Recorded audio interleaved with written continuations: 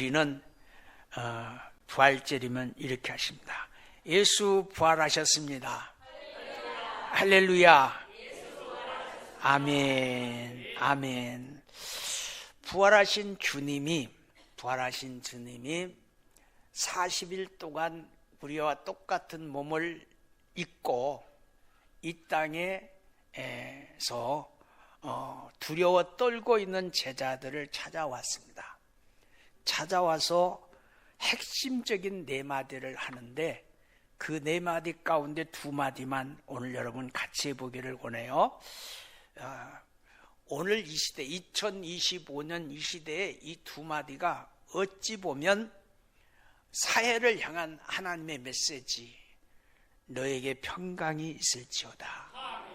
그리고 4번째, 사하면 사해 줄 것이다. 이 말은 무엇이냐면 네가 먼저 용서하면 너도 용서를 받을 거다. 다시 한번, 너에게 평강이 있을지어다. 내가 먼저 용서하면 나도 용서받을 수 있어요. 그게 오늘 부활절 메시지 중에 가장 큰 메시지고, 교회 안에 있는 성도들에게 주신 2마디 음성이 있습니다. 교회 안에 있는 우리들에게 주는 주의 음성 2마디. 첫 번째, 성령 받아라. 그 다음에 성령 받은 사람의 삶이 어때야 되느냐? 가라, 아니면 보내라. 가라, 아니면 보내라. 뭐요? 선교의 사명. 주님이 마지막 숨을 내쉬면서 유언했던 유언의 메시지, 땅끝까지 주의 복음을 전해라 라는 말씀이에요. 요한복음은, 특별히 요한복음 11장은 크게 2가지로 나눠져 있습니다. 여러분 잘 기억하세요. 예수님이 사역을 시작하면서 이적을 행했는데 그 첫 번째 이적이 가나의 혼인잔치예요. 잔치입니다. 잔치. 자, 가나의 혼인잔치에 여러분에게 물어보고 싶어요. 가나의 혼인잔치 주인공은 누군가요? 혼인잔치의 주인공은 신랑 신부예요. 근데 가나의 혼인잔치의 주인공 신랑 신부는 안 나타나요. 누가 나타나요? 주례도 아니고 음식을 준비한 하인들, 그리고 포도주가 떨어진 것에 대해서 떨어진 포도주를 채워달라고 말하고 있는 마리아, 그리고 그 포도주를 채워주시는 예수님의 모습이 등장하고 있는 거예요. 혼인잔치는 신랑과 신부가 주인공인데 왜 그럴까? 예수님이 우리의 신랑이시고 우리가 그분의 신부시고, 예수님을 만나는 신부인 나와 여러분이 해야 될 이 세상의 최고의 행사, 잔치요. 주님을 만난 잔치. 그리고 마지막 잔치, 7번째 기적, 죽은 나사로를 살리신 잔치. 여러분 물어볼게요. 결혼식 하는 잔치보다 죽은 사람이 살아나는 잔치가 훨씬 더 의미가 있겠죠. 여러분, 죽은 자가 살아나는 기적이 잔치보다 더 큰 기적이잖아요. 이 2 기적, 오늘 요한은 2 기적을 통해서 죄인들을 구원하시는 하나님의 구원 계획을 설명하고 있습니다. 오늘 이 말씀을 차근차근 살펴보면서 각자가 깨닫는 은혜가 있기를 바라요. 먼저 나사로가 다시 살아나게 되는 표적을 보게 됩니다.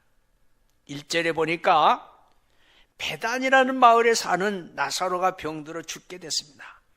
이 베단이라는 단어의 뜻은 가난한 자야라는 뜻이고, 가난한 자들, 그리고 고통받는 자들의 집, 가난하고 가난 때문에, 아픔 때문에 슬프고 고통받는 자들이 사는 동네가 베단이에요. 왜 이런 이름이 붙여졌느냐? 이 동네의 구성원이 누구예요? 나병 환자들만 있는 거예요. 나병 환자들이 사는 동네에. 나병은 유대인의 율법에 의하면 뭘 상징해요? 죄를 상징해, 죄.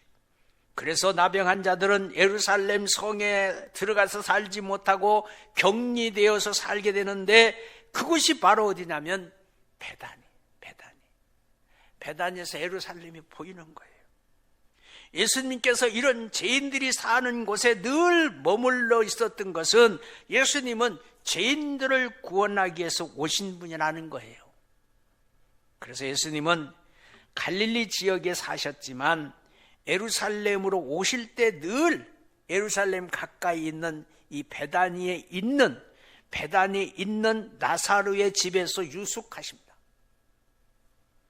왜 예수님께서 나사로의 집에서 유숙하게 됐을까? 머물게 됐을까? 나사로라는 이름의 뜻을 알면 이해할 수가 있어요. 나사롯, 하나님의 도움이라는 뜻입니다. 여러분, 우리는 하나님의 도움이 필요한 사람입니다. 하나님의 도움이 필요하지 않는 사람은 이 자리에 앉아있지 않아요. 하나님의 도움이 필요해요. 또 동생 마리아, 누구죠? 2절에 보니까 예수님께 향유를 깨뜨려서 머리에 부을 만큼 믿음 있는 여인이에요. 이 나사로의 집은 비록 가난했지만 어떤 집이에요? 헌신의 가정이고 말씀을 신천하는 믿음의 가정이에요. 고통당하고 가난하고 슬프고 아픈 자들이 사는 동네, 나병한 자들이 격리돼서 사는 동네에 나사롯, 하나님의 도움이 필요한 자라고 하는 이름을 가진 사람의 집에 누가 있어요? 자기 모든 것을 허비해서 헌신하는 마리아가 있는 복된 가정. 그래서 오늘 본문에 보면 예수님께서 나사로를 사랑하셨다 말씀하셨고, 그 두 동생 마르다 마리아를 사랑하셨다고 말씀하신 것을 보면 이 나사로의 가정은 모든 사람에게 인정받는 믿음의 가정이었다는 것을 알 수 있습니다. 그래서 이제 나사로가 병이 깊이 들어서 죽음에 이르게 됐을 때 그 죽음 자체가 기이한 일에 쓰임받게 될 것이다 라고 말씀해요. 나사로가 병이 깊어져서 거의 죽게 됐을 때 그 영생이 예수님에게 우리식으로 말하면 SOS를 쳤어요. 나사로 오라비가 죽게 생겼습니다. 죽기 전에 한 번만 신방해 주시면 좋겠습니다. 한 번만 신방해 주세요. 만약에 우리 교회에 그런 분이 있어요. 그런데 목사님, 아무개가 돌아가실 것 같은데요, 신방 한번 해주세요. 그런데 신방 안 했어요. 그리고 돌아가셨어요. 그러면 그런 목사가 어디 있어? 그리고 떠날 거예요. 그때 예수님이 정확하게 알 수는 없지만 7절에 보면 갈릴리 지역에 계신 것 같아요. 그런데 4절에 보니까 나사로의 소식을 들은 예수님께서 이렇게 말씀하세요. 나사로의 병은 죽을 병이 아니고, 아멘, 하나님께 영광을 드러내게 하는 병이다.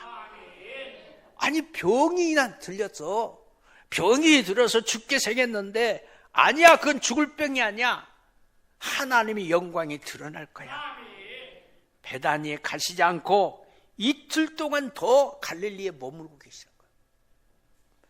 예, 급한 신방인데 안 가신 거예요.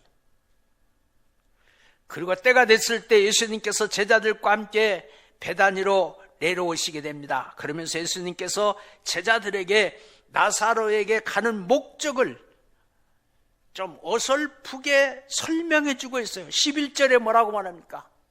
우리 친구 나사로가 잠들었도다. 그러나 내가, 아멘 하세요, 깨우러 가노라. 깨우러 가노라. 예? 이때 12절에 제자들이 나사로가 잠들었는데 이제 예수님이 가시기만 하면 병이 낫겠습니다 라는 말을 합니다. 여기 잠자렸다는 말은 때문에 예수님께서 나사로를 고쳐주시겠다라고 착각하는 거예요. 생각하는 거예요. 그때 예수님은 실상을 말해요. 실상. 14절부터 15절에 숨쉬지 않고 말씀하시되라는 말이 있어요. 밝히 이르되 숨쉬지 않고 말씀하시되, 이에 예수께서 밝히 이르시되 나사로가 죽었느니라. 내가 거기 있지 아니한 것은 너희를 위하여 기뻐하노니 이는 너희로 믿게 하려 함이니라. 나사로의 죽음이 제자들의 믿음을 굳건한 반석에 세워준다고 말이야. 여기 잘 보시면 내가 거기 있지 아니한 것은 너희를 위하여 기뻐하노니, 기뻐할 수가 없어요. 나사로 죽었잖아요. 그런데 주님이 그렇게 말씀하시는 거예요. 나사로가 죽어서 기뻐했다는 말이 아니라 나사로가 죽을 때를 기다렸다는 뜻입니다. 그리고 그 죽음을 통해 너희에게 믿음을 줄 것이다. 너희들의 믿음을 한 계단 더 세워줄 것이다. 그게 뭐냐? 부활에 대한 믿음 주시기 위해서 기다리고 있었다. 그래서 예수님께서 나사로는 죽었고 이제 내가 그를 살리러 가는 것이다 라고 말씀을 하십니다. 그런데 이때 제자들은 이게 무슨 말인가, 죽은 자를 살리러 간다는 것을 잘 이해하지 못합니다. 16절에 보니까 얼른 나타나는 한 사람이 있죠. 도마가 뭐라고 말하냐면 오케이, 우리도 주와 함께 죽으러 가자. 지금 죽으러 가는 게 아니에요.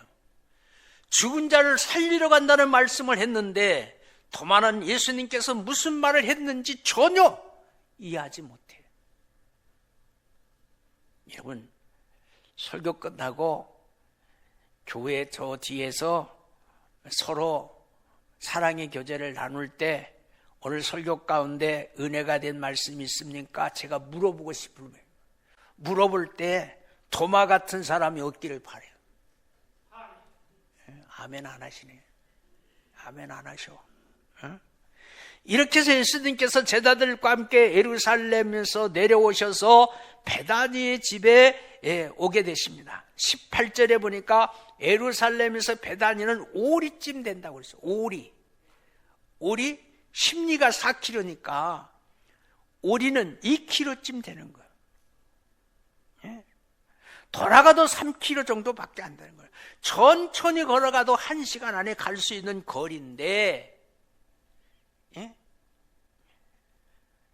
이틀을, 나사로는 선한 삶을 살았기에 나사로가 죽었다는 소식을 듣고 이미 많은 조문객들이 찾아왔고 또 예수님이 오신다는 말을 듣고 마르다가 먼저 마중을 나가게 됩니다.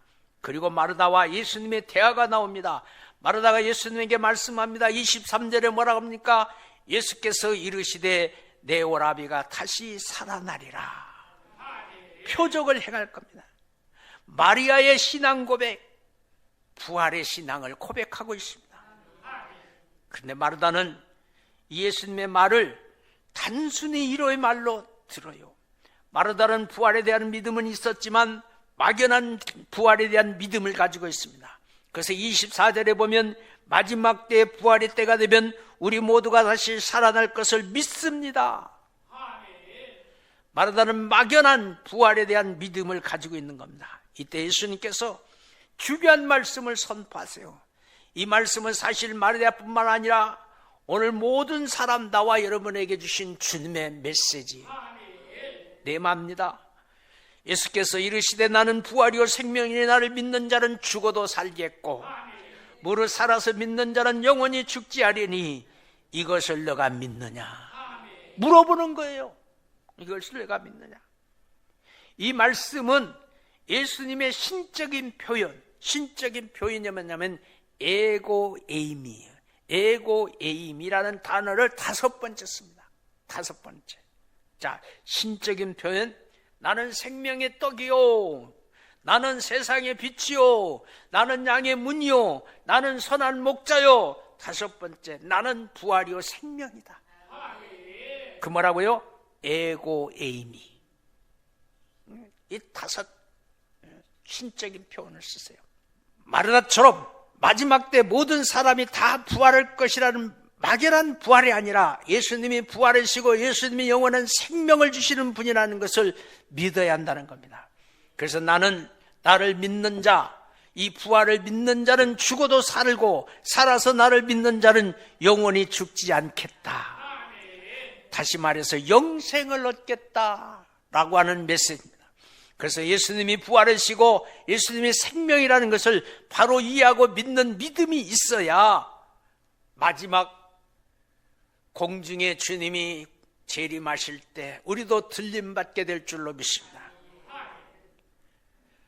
이 부활에 대한 믿음 때문에 영생을 얻게 되는 겁니다.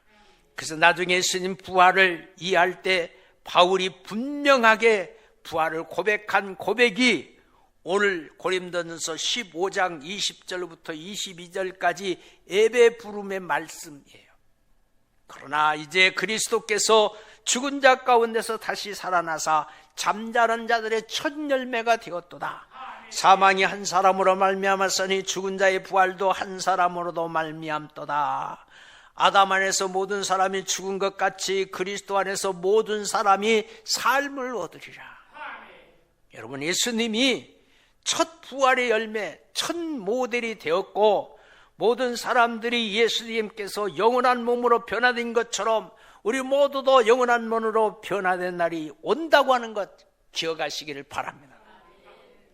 이것은 이미 하나님께서 계획해 놓은 것이고 하나님의 구원 계획이라는 거예요. 그래서 예수님께서 사람들이 다 인정할 수밖에 없는 한 사건을 통해서 생명을 주시고자 하고 생명을 살리는 분은 예수님인데 그분은 부활을 준비하고 계시는 분이라는 것을 말씀하고 있는 것이 바로 나사로의 무덤 사건입니다. 예수님께서 부활의 모델을 보여주시기 위해서 나사로의 무덤을 가게 되십니다. 그리고 예수님께서 죽은 지 나흘이나 된 나사로의 무덤 앞에 서서 생명의 주인 되신 하나님께 먼저 기도합니다. 하나님께 기도해요. 자, 41절부터 42절까지 예수님의 기도, 나사로를 살리신 목적, 돌을 얹어 넣었으니 예수께서 눈을 들어 우러러보시고 이르시되 아버지여 내 말을 들으신 것을 감사하나이다. 항상 내 말을 들으신 줄 내가 알았나이다. 그러나 이 말씀 하옵신 것은 둘러선 무리를 위함이니 곧 아버지께서 나를 보내신 것을 그들로 믿게 하려 함이니라. 하나님께서 내 기도를 들으셨고 이런 기적을 행하신 것은 여기 둘러있는 무리들에게 하나님께서 나를 보내셨다는 것을 믿게 하려 함이니라. 거꾸로 말하면 예수님을 따라다니는 제자 가운데도 예수님이 하나님이 보내신 메시아라는 사실을 믿지 않고 있는 사람도 있다는 것을 말하는 겁니다. 이 나사렛 사건을 통해서 예수님의 메시아 구원자라는 것을 확실하게 믿게 하려고 하는 겁니다. 다시 말해서 예수님이 부활하신 것도 하나님의 구원 계획이라는 것을 믿게 하기 위해서 나사로를 살리는 표적을 보여주신 겁니다. 그리고 큰 소리로 외칩니다. 나사로야 나오라. 나사로야 나오라. 부를 때 죽은 나사로가 배로 몸을 통통 돌린데 꽁꽁 돌쳐맨 채로 밖으로 나오는 기적이 일어나는 겁니다. 자, 배로 몸을 맸다고 하는 것은 자기 스스로 일어날 수 없다고 하는 것을 반증하는 거예요. 온 몸이 배로 꼴꼴 뭉쳐있기에 누군가가 세워주지 않으면 세울 수 없다는 것을 보여주는 겁니다. 그런데 나사로는 예수님의 말씀 한마디에 일어났습니다. 그리고 무덤 밖으로 나왔습니다. 사람이 도저히 할 수 없는 죽은 자가 살아나는 표적을 통해서 확실하게 보여준 것은 사람의 생명의 주관자가 되시는 분은 하나님이시다는 거예요. 하나님이세요. 나와 여러분의 생명의 주인도 하나님이세요. 하나님. 이제까지 인류 역사상 사람의 생명을 죽게 하고 살게 하는 사람은 아무도 없습니다. 그래서 사람의 생명은 사람의 마음대로 할 수 없기에 우리는 뭐라고 말합니까? 인명은 제천이다, 이렇게 말하는 거예요. 사람의 생명은 하늘에 달려있다는 말이에요. 하늘에 달려있다. 그런데 죽어서 장사 지낸 지 나흘이 된 나사로의 생명을 살리심으로 사람의 생명을 죽이기도 하시고 살리기도 하시는 분이 하나님이라는 것을 나사로를 통해서 우리에게 보여주고 있는 줄로 믿습니다. 이 땅에 오신 모든 생명은 하나님께로부터 온 것이고, 그래서 하나님께서 생명들에게 명령하시고 명령하실 때마다 살 수도 있고 죽을 수도 있으니, 하나님의 명령이 나와 여러분에게 생기가 되어서 살아나는 역사의 길을 주의 이름으로 축원합니다. 아파 있는 자도 살려주시고 고통당하는 자도 회복시켜 주십니다. 창조주 하나님의 명령대로 나사로야 나오라, 모든 세포들에게 명령하실 때 명령대로 살아나는 모습을 직접 보여주신 겁니다. 그렇다고 나사로가 영생을 가진 것은 아닙니다. 사명을 다한 뒤에 이 나사로도 얼마 있다 진짜 죽습니다. 그러나 생명이 부활하는 모습을 통해서 우리에게 주시는 분명한 메시지가 있습니다. 우리도 나사로처럼 언젠가는 죽음을 맞이하겠지만 예수님이 부활하시고 영생을 주시는 분이라는 것을 믿을 때 우리도 부활의 생명을 가지게 된다는 것을 믿으시기를 주의 이름으로 축원합니다. 그래서 25절부터 26절 오늘 우리에게 주시는 핵심 메시지, 예수께서 이르시되 나는 부활이요 생명이 나를 믿는 자는 죽어도 살겠고 무릇 살아서 믿는 자는 영원히 죽지 아니하리라. 이것을 너가 믿느냐? 이것을 우리가 믿어야 될 줄로 믿습니다. 예수님이 부활이고 생명이라는 말을 잘 이해해야 될 줄로 믿습니다. 여기 부활이라는 말은 다시 일어났다, 정확하게 말하면 영원한 몸으로 변화되어진 겁니다. 예수님을 통해서 제 문제를 해결할 때 영원히 사는 몸으로 변화되어지고 하나님의 나라에서 영원히 살 자격을 얻게 된다는 거예요. 자격을 얻게 돼요. 지금은 우리가 육신의 몸을 입고 살지만 때가 되면 영원한 몸으로 살 때가 온다는 겁니다. 창조주 하나님이 이미 계획하신 거예요. 이것을 좀 더 쉽게 설명한 것이 요한복음 5장 24절부터 29절이에요. 뭐라고 말씀하냐면 내가 진실로 진실로 너희에게 이르노니 내 말을 듣고 또 나 보내시는 이를 믿는 자는 영생을 얻었고 심판에 이르지 아니하나니 사망에서 생명으로 옮겨졌느니라. 진실로 진실로 너희에게 이르노니 죽은 자들이 하나님의 아들의 음성을 들을 때가 오나니 곧 이때라. 듣는 자는 살아나리라. 아버지께서 내게 속한 생명이 있는 것 같이 아들에게도 생명을 주어 그 속에 있게 하셨고 또 인자됨으로 말미암아 심판의 권한을 주셨으니 이런 놀랍게 여기지 말라. 무덤 속에 있는 자가 다 그 음성을 들을 때가 오나니 선한 일을 행하는 자는 생명의 부활로 악한 일을 행한 자는 심판의 부활로 나오리라. 예수님의 십자가를 통해서 제 문제를 해결하는 자는 죄가 없기 때문에 심판받지 않고 영원한 하나님의 나라에 들어가는 권세를 얻게 됩니다. 그래서 이것을 뭐라고 합니까? 사망에서 생명으로 옮겨졌다 그랬어요. 그리고 마지막 종말 때 선한 일을 행한 자는 생명의 부활로 영생 얻는 몸으로 변화되어지고 예수를 믿지 않는 자는 여전히 죄가 있기 때문에 마지막 심판을 받아 그 죄의 값으로 지옥에 들어가기 때문에 심판의 부활로 나오게 된다 그랬어요. 이것은 죄인들을 구원하는 하나님의 구원 계획입니다.